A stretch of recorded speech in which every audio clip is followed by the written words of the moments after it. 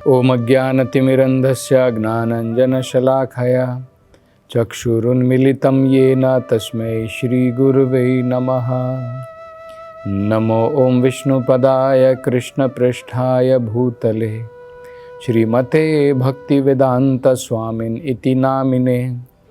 नमस्ते सरस्वते देवे गौरवाणी प्रचारिणे निर्विशेष शून्यवादी पाश्चात्य देशतारिणे। जय श्री कृष्ण चैतन्य प्रभु नित्यानंद श्री अद्वैत गदाधर श्रीवासादि गौर भक्तवृंद।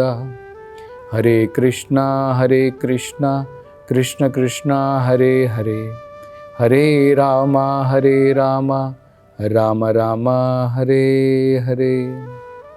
हरे कृष्णा।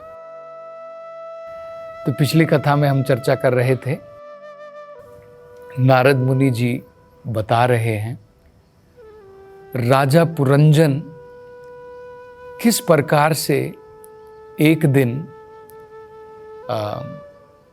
एक कार्य के लिए जाता है, अपने घोड़े पर सवार होकर के, रथ पर सवार होकर के 11 सेनापतियों के साथ में वो एक जंगल की तरफ जाता है और वहां पर अपने बाणों के द्वारा अनेकों प्रकार के निर्दोष प्राणियों को, निर्दोष जानवरों को मार गिराता है। तो उस विषय में हम चर्चा कर रहे थे कि असल में देखा जाए तो राजा का काम तो होना चाहिए लोगों की, सभी जीवों की रक्षा करने के लिए। क्षत्रिय का सबसे महत्वपूर्ण काम होता है रक्षा प्रदान करना, सुरक्षा प्रदान करना। शतः त्रायते इति क्षत्रिय,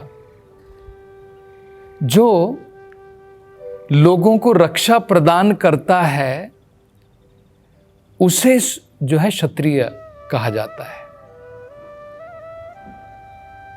हमने ये भी चर्चा की थी कि कृष्णा भावनामृत में हम 4 प्रकार के पाप कर्मों से दूर रहते हैं, 4 नियमों का पालन करते हैं। हम मांसाहार नहीं करते हैं, हम पराई स्त्री के साथ में कोई संबंध नहीं रखते हैं, अवैध संबंध नहीं रखते हैं, नशा नहीं करते हैं, जुआ नहीं खेलते हैं। तो ये 4 प्रकार के नियम मनुष्य जीवन में अति महत्वपूर्ण हैं। अगर हम पाप कर्म करेंगे तो अनेकों प्रकार की सजाएं हमें नरक लोक में भोगनी पड़ेगी।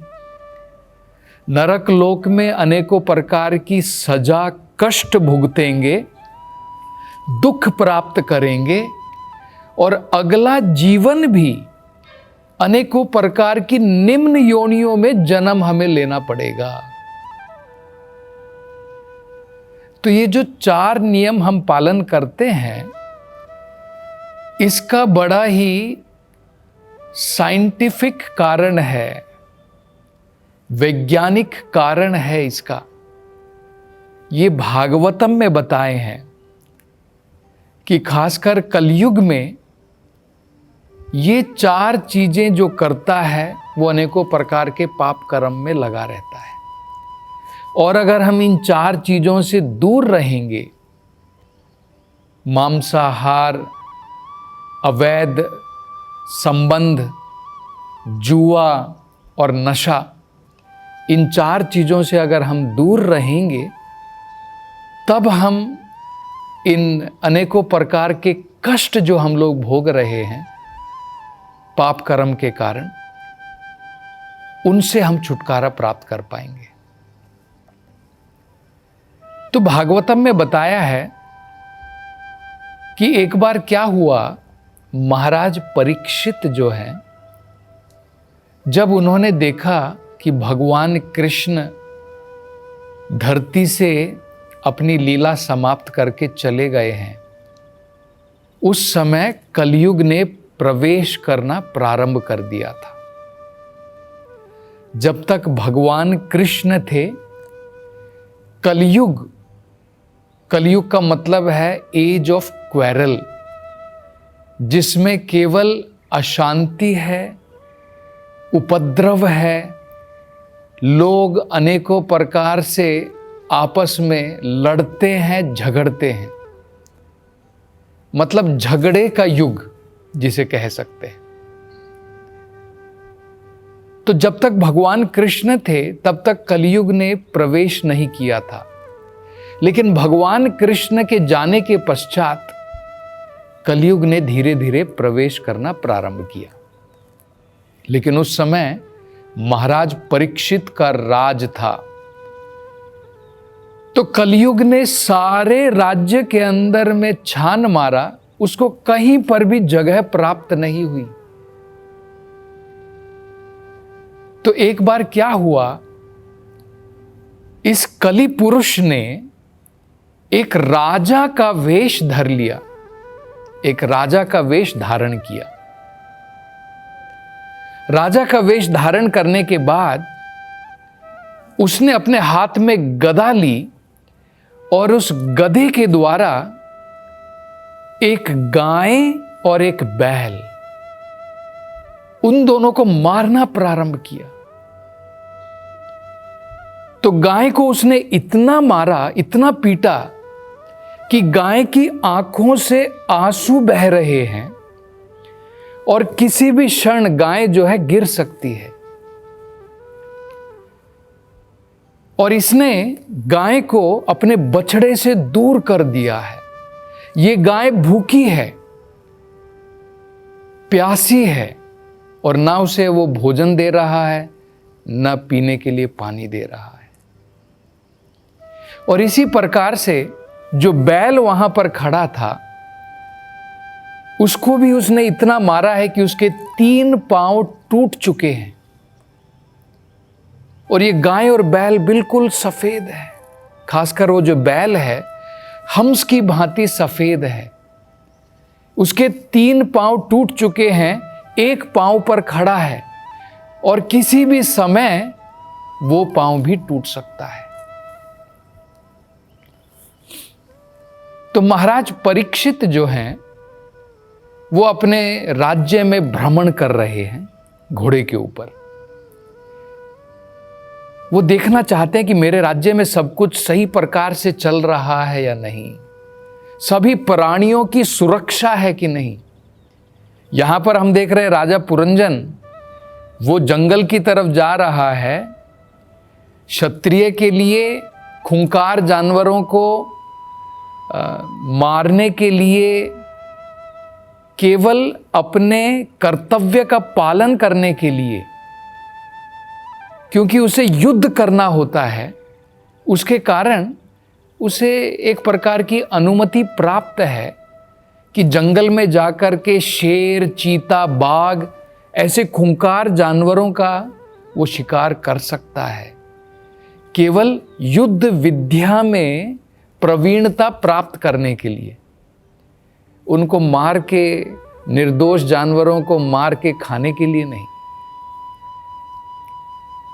तो यहां पर पुरंजन हम देख रहे हैं कि बिना किसी लिमिट के, बिना किसी सीमा के अनेकों जानवरों को मारने में लगा है।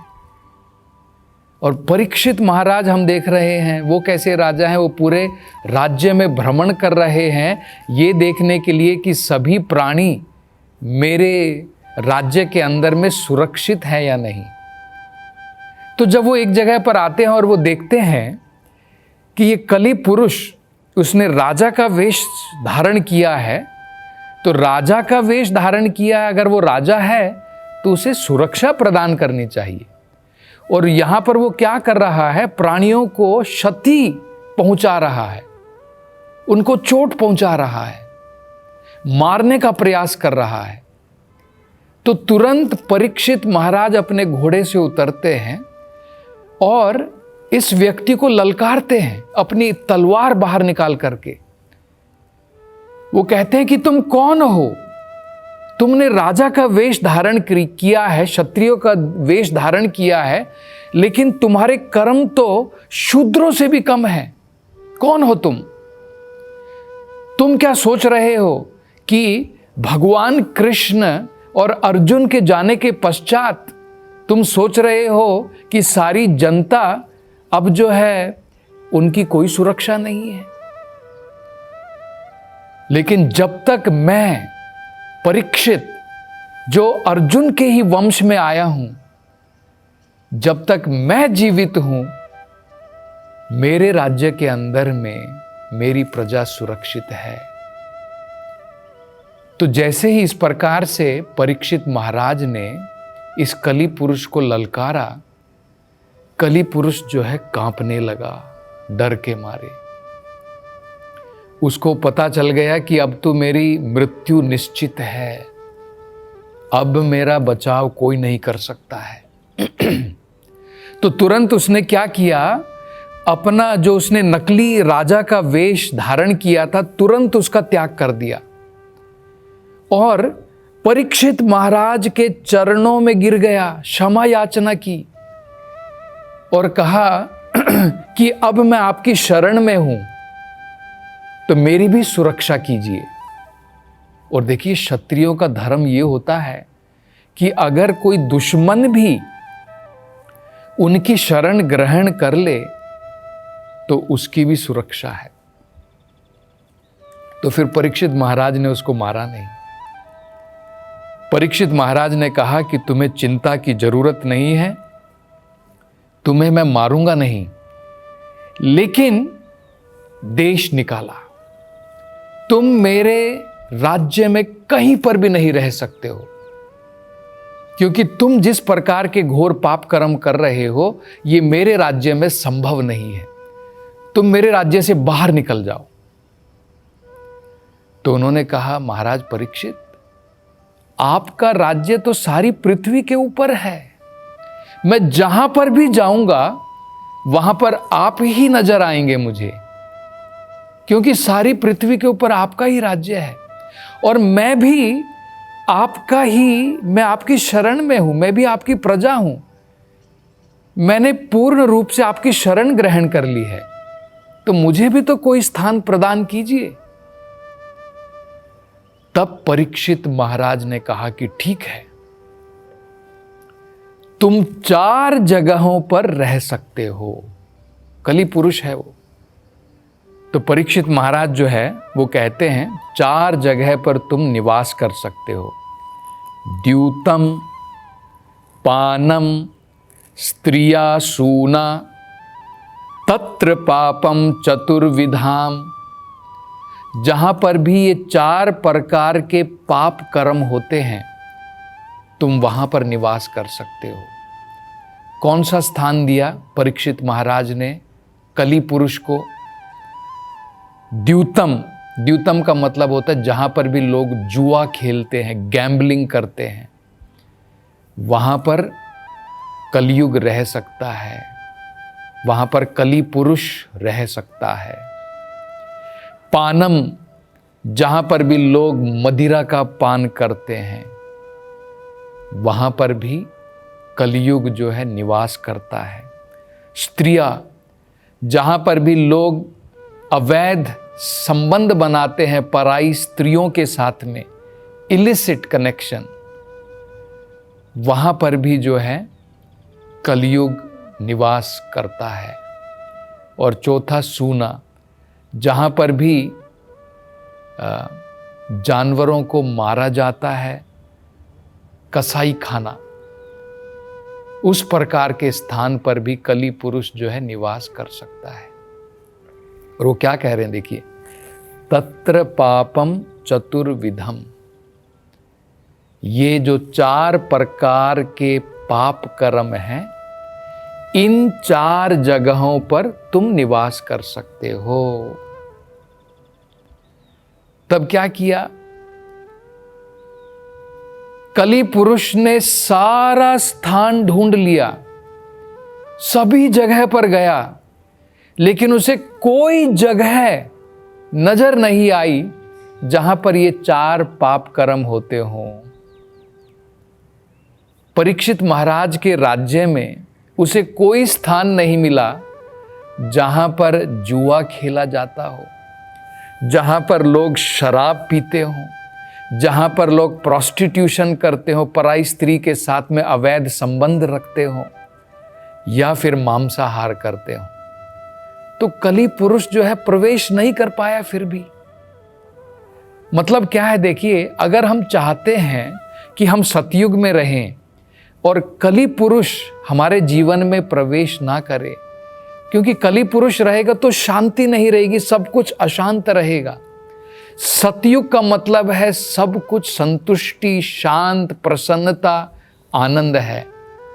और जहां पर भी कलयुग है, जहां पर भी कली पुरुष का निवास होता है, वहां पर केवल अशांति है, वहां पर केवल कष्ट है, दुख है। तो आज भी अगर हम चाहते हैं कि पूरा संसार अगर किसी न किसी प्रकार से शांत रहे, ये लड़ाई झगड़े जो चल रहे हैं लोगों के बीच में, राज्यों के बीच में, देशों के बीच में, हम देख रहे हैं आज की परिस्थिति। अगर आप देखेंगे, एक राज्य दूसरे राज्य से भिड़ने में लगा है, एक ही देश के अंदर में, और एक देश दूसरे देश से भिड़ रहा है। महीनों महीनों तक लड़ाई चलती है, बमबारी चलती रहती है। ये कलयुग है। तो जब तक ये चार चीजें इस संसार के अंदर में चलती रहेंगी, ये चार पाप कर्म चलते रहेंगे, तो कलयुग का प्रवेश तो होगा, अशांति तो बनी रहेगी। तो इसलिए कृष्णा भावनामृत में हम इन चार चीजों से, चार पाप कर्मों से दूर रहते हैं। तो ये भी मैंने बताया था कि धर्म जो होता है वो चार पांव के ऊपर खड़ा होता है। तो वो भी वो बताते हैं। देखिए, परीक्षित महाराज कहते हैं कौन से चार पांव हैं, और ये चार पाप कर्म करने से ये चार पांव टूट जाते हैं। तपः, शौचम, दया, सत्यम। तपस्या, ऑस्टेरिटी, शौचम, क्लीनलीनेस, स्वच्छता, फिर दया और सत्यम, ट्रुथफुलनेस। दया का मतलब होता है मर्सी।